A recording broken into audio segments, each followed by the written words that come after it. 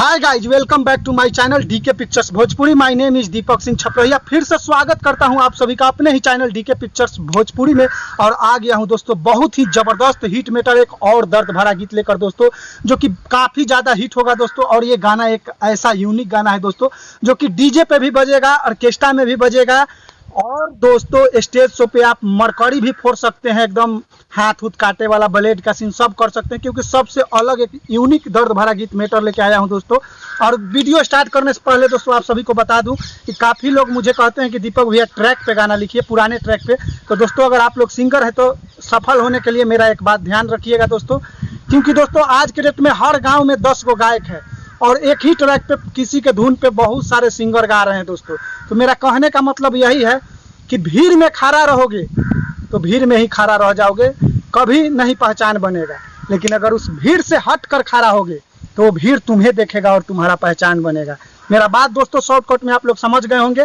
तो आइए दोस्तों हम लोग इस वीडियो को करते हैं स्टार्ट।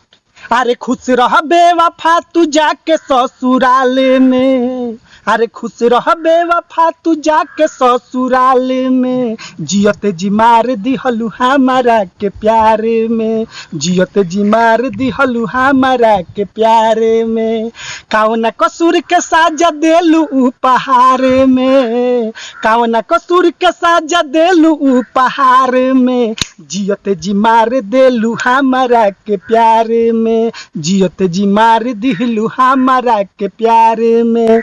खुश रह बेवफा तू जाके ससुराल में, खुश रह बेवफा तू जाके ससुराल में, जियत जी मार दिहलू हमारा के प्यारे में, जियत जी मार दिहलू हमारा के प्यारे में। आइए दोस्तों फर्स्ट अंतरा कि जिए मरे के साथ खइले रहलू कसम हो, तब काहे देख के गैलू दिल पे हमारा जखम हो। ये करे जा हाँ हाँ, जिए मरे के साथ खइले रहलू कसम हो, तब काहे देख के गैलू दिल पे हमारा जखम हो।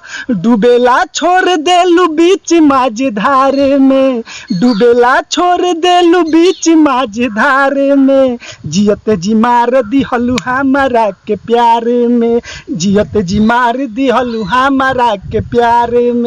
दोस्तों ये सॉन्ग आप सभी को पूरा चाहिए तो आप हमसे ले सकते हैं। हमारा नंबर है 6203 40 80 47, और इससे भी अच्छा गाना आपको मिलेगा मेरे डिस्क्रिप्शन में, जाके चेक कर लीजिएगा। जय माता दी।